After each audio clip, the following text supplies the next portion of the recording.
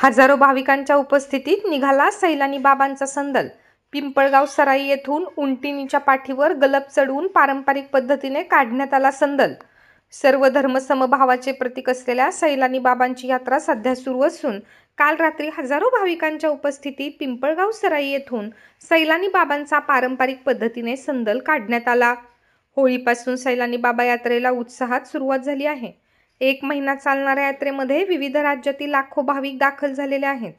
पिंपळगाव सराई येथील मुजावर यांच्या घरून सैलानी बाबांच्या दरगाहपर्यंत संदल काढण्याची गेल्या अनेक वर्षांची परंपरा आहे।